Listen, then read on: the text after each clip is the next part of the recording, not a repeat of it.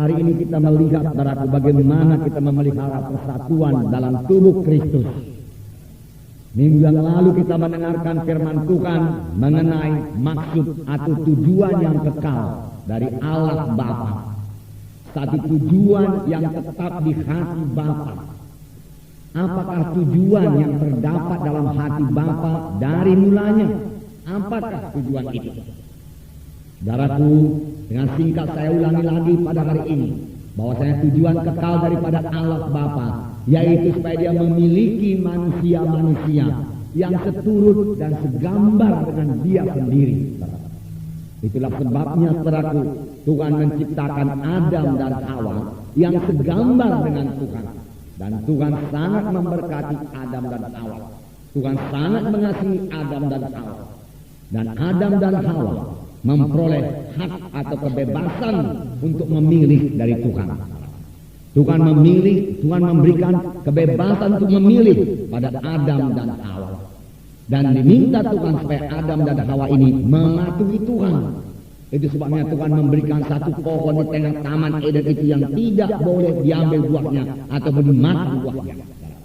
Tetapi sayang sekali setan, saudaraku, penipu. Setan berkata, Adam, Hawa, engkau tidak akan mati. Daripada ketika engkau makan buah batang kayu itu, engkau akan menjadi sama dengan Allah. Tidak pernah manusia ini sama dengan Allah, saudara. Tetapi Hawa tertipu. Manusia jatuh kepada dosa dan kehilangan kemuliaan Allah. Kehilangan gambar dan teladan Tuhan yang mulia itu. Setelah Adam dan Hawa jatuh kepada dosa, Tuhan tidak berhenti dengan rencananya. Tuhan, kita adalah Tuhan yang Maha Kuasa, saudaraku. Dia Tuhan yang sanggup menjadikan segala sesuatu. Walaupun, saudaraku, kelihatannya rencana itu sudah dibendung, saudaraku, Dia tidak berhenti. Dia sudah siap dengan anugerahnya untuk memulihkan kembali manusia itu kepada gambar dan teladan Tuhan. Untuk ini, saudaraku, perlu pengorbanan. Itulah sebabnya Bapa di sorga mengirimkan anaknya yang tunggal, yaitu Yesus Kristus, menjadi manusia.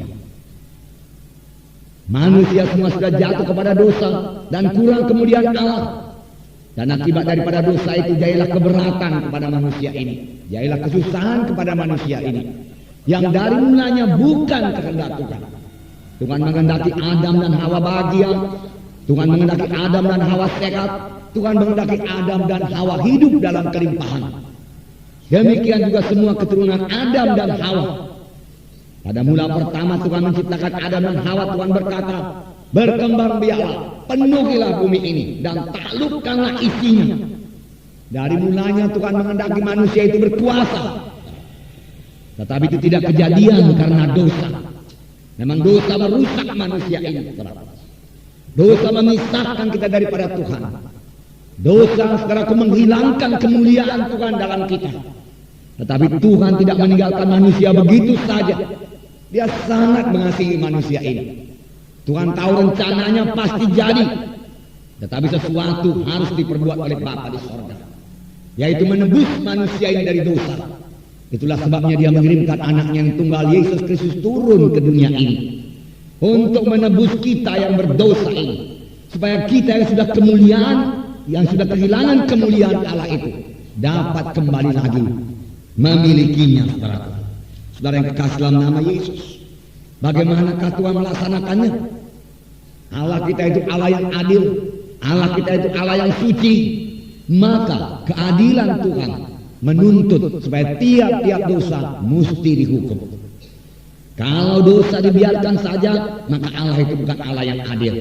Seorang hakim yang adil di dunia ini pun harus menghukum dosa. Bapa harus menghukum dosa itu.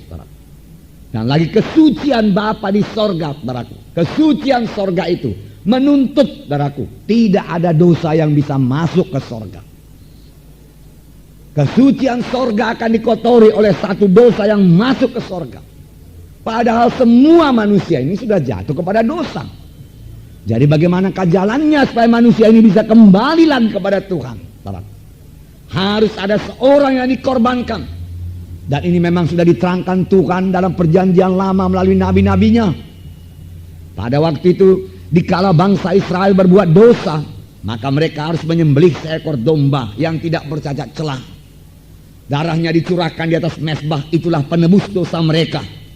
Tetapi sebenarnya darah kambing atau darah domba manapun tidak bisa menghapus dosa manusia ini. Itu hanyalah lambang daripada darah Yesus.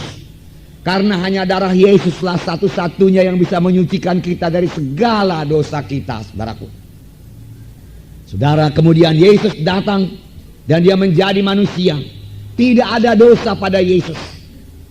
Tetapi semua dosa manusia ini ditimpakan kepada Yesus. Dan Yesus sudah dihukum bukan karena dosanya, karena dia tidak memiliki dosa, tetapi dia dihukum karena dosa saya dan dosa saudara dan dosa segenap manusia ini. Itulah sebabnya anak Allah itu, saudaraku, bergumul di Getsemani. Bapa, kalau boleh biarlah cawan ini lalu daripadaku, tapi bukan kehendakku, kehendakmu jadi.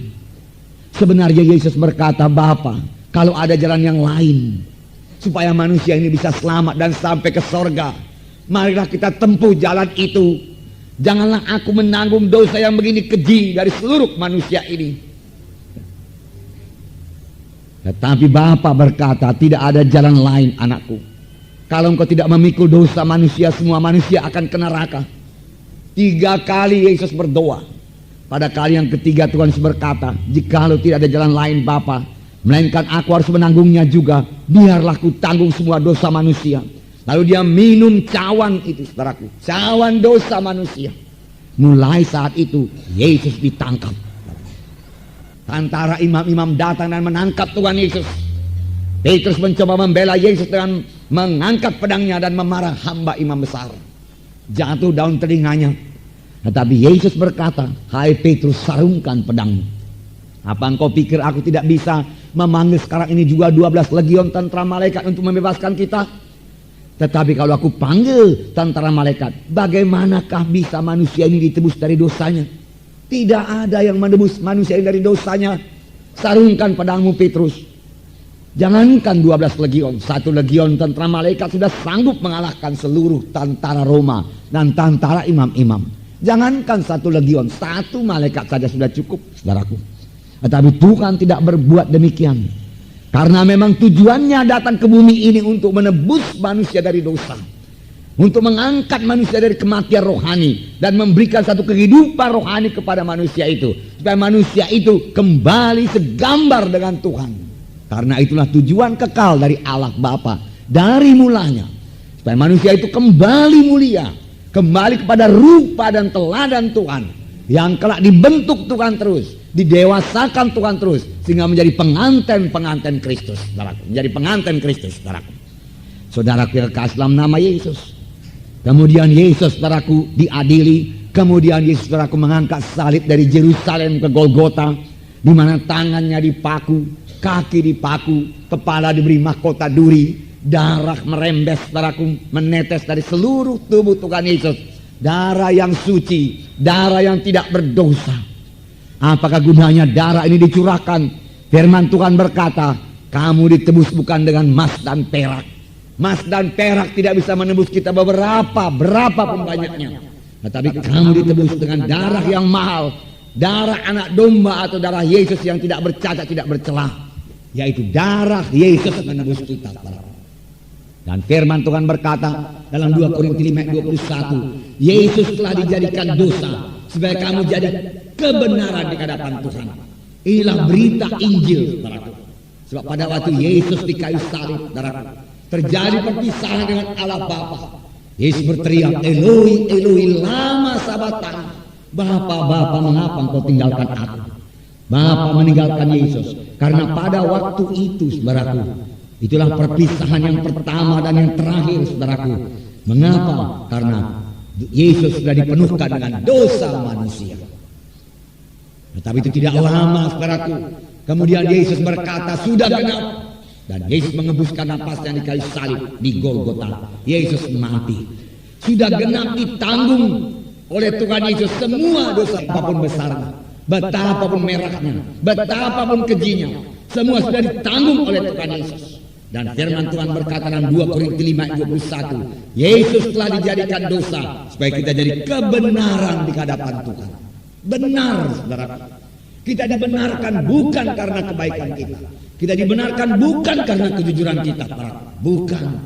Kita dibenarkan bukan karena apa yang kita capai di dunia ini, saudaraku. Bukan karena sumbangan kita yang banyak kepada gereja. Bukan, saudaraku. Bukan karena kita menolong orang miskin atau orang yatim piatu. Bukan, saudaraku. Semua perbuatan itu baik dan diberkati Tuhan, saudaraku. Tetapi semua perbuatan baik kita itu tidak sanggup, saudaraku, membawa kita kembali kepada rupa dan gambar Tuhan. Apalagi membawa kita kembali kepada hidup yang kekal, saudaraku.